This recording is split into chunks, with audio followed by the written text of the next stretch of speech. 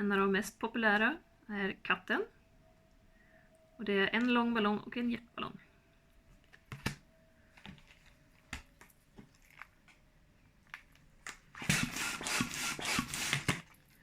Sex pump. Släppa ut lite grann. Så där mycket kvar. Börja göra som en krage som jetballongen kommer att sitta på sen. Så halsen då kan man säga. Innan ta en bubbla som man snurrar i sig själv. Jag brukar göra så här, nypa den så. Och klämma och snurra. Sen göra likadant en gång till. Här. Får man flytta den lite åt sidan. Verkligen trycka ihop den. Och sen. Så. Så får man tänka att man har ju ganska mycket ballong kvar. Då ska man göra 2 ben, en kropp och 2 ben till. Och sen om svansen blir jättelång så gör det faktiskt ingenting.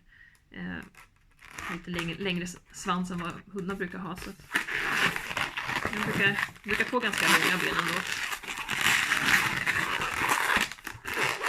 Sen tycker jag det blir snygga proportioner om man inte gör en jättelång kropp och sen 2 ben till. Utan göra ganska långa ben och sen en ganska kort kropp. Och 2 långa ben.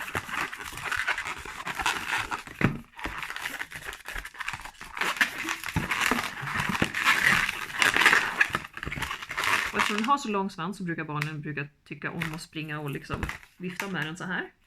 Så då för att man inte ska behöva göra om 71 katter så brukar jag ta och köra igenom svansen mellan bakbenen. Och låsa den. För nu kan det inte hända någonting. Den kan liksom inte gå upp när man springer så här. Då kommer alla tillbaka med maskar sen och vill att man ska göra om deras katt. Helt i onödan. Sen hjärtballong.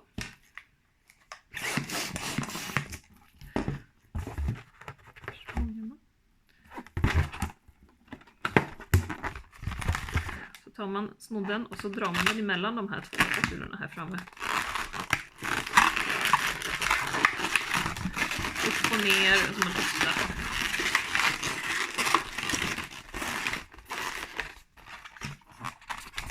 Sen målar ett kattansikte på. Börja som man gör på Hello Kitty så, fast det här är ju en vanlig katt, inte en Hello Kitty, så den får en liten mun också. Det brukar jag bara göra med en liten tunga som sticker ut på ögonen. Och ibland är det något barn som säger jag vill ha en tjejkatt. Ja, men då målar jag en rosett på den också. Det är den enda skillnaden, men normalt sett så målar jag inte rosett på. Allting för att allting ska gå snabbare. Varenda liten sekund man kan spara.